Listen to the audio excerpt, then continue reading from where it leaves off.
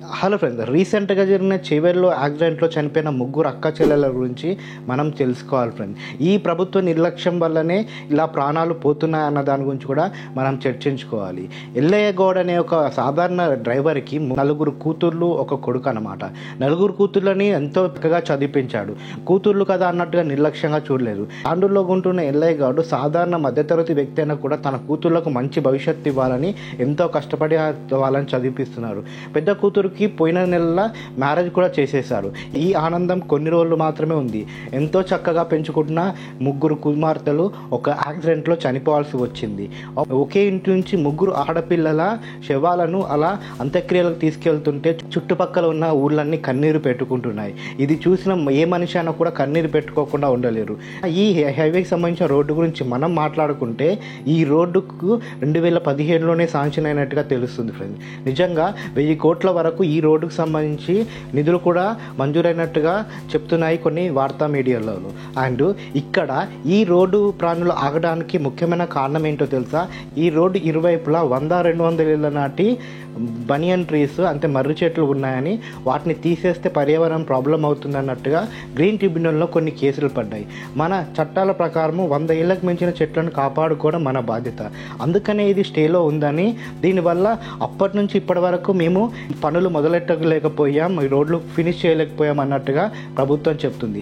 కానీ మనం ఇక్కడ గుర్తుపెట్టుకోవాలి ఫ్రెండ్స్, ప్రభుత్వానికి అవసరం ఉంటే రాత్రికి రాత్రి 1000 ఎకరాలను లక్షల చెట్లను నరికేస్తారు. ప్రభుత్వానికి అవసరం ఉంటే అడవులను సైతము వాళ్ళకి ఇప్పించుకుంటారు.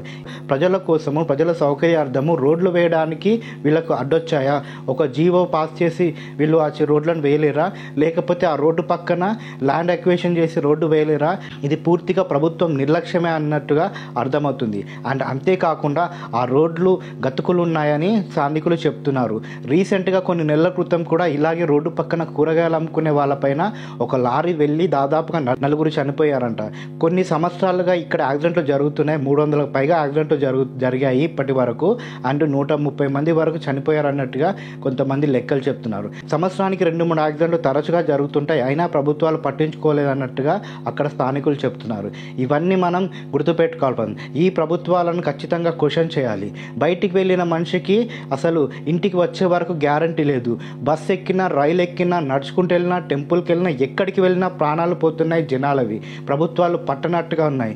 వీళ్ళ కరప్షన్, వీళ్ళ పదవుల కోసమే వీళ్ళు రోడ్లపైకి వస్తారు తప్ప ప్రజల భవిష్యత్తు కాపాడడానికి, ప్రజల ప్రాణాలు కాపాడడానికి ఎక్కడ ఆలోచించడం లేదని ఇలాంటి సంఘటనలు జరిగినప్పుడే తెలుస్తుంది. అండ్ ఇక్కడ మన ప్రజలు కూడా గుర్తుపెట్టుకోవాలి ఫ్రెండ్స్, జీవితాంతం దీన్ని గుర్తుపెట్టుకోవాలి. ఈ రోడ్డు పనులు పూర్తయ్యే వరకు, ఈ రోడ్లు పడే వరకు గుర్తుపెట్టుకోవాలి. నాయకులను క్వశ్చన్ చేస్తూనే ఉండాలి. మన ప్రజలు కూడా ఈరోజు ఇది జరిగింది, రేపు ఇంకోటి జరుగుద్ది అన్నట్టుగా దీన్ని మర్చిపోయి దాన్ని గురించి ఆలోచించామన్నట్టుగా ఉండొద్దు. ఈ మీడియా వాళ్ళు కూడా కొంచెం మారాలి. ఏదేమైనా కూడా ఈ ప్రభుత్వాల నిర్లక్ష్యం వల్లనే ఈ దారుణమైన సంఘటన జరిగిందని ఇప్పుడున్న కాంగ్రెస్ను, అప్పుడున్న బీఆర్ఎస్ని, ఎప్పటి నుంచో ఉంటున్న కాంగ్రెస్, టీడీపీ అందరినీ క్వశ్చన్ చేయాలని ప్రతి ఒక్కరు అంటున్నారు. ఈ ఇన్సిడెంట్ పైన ప్రభుత్వాన్ని తప్పంటారా లేదా అన్న దాని గురించి మీ ఒపీనియన్ కామెంట్ బాక్స్లో తెలియచేయండి. అండ్ మొదటిసారిగా మా ఛానల్కి వస్తే ప్లీజ్ మా ఛానల్ని సబ్స్క్రైబ్ చేసుకోండి. మాకు మీ సపోర్ట్ ఇస్తూనే ఉండండి. Thank you friends.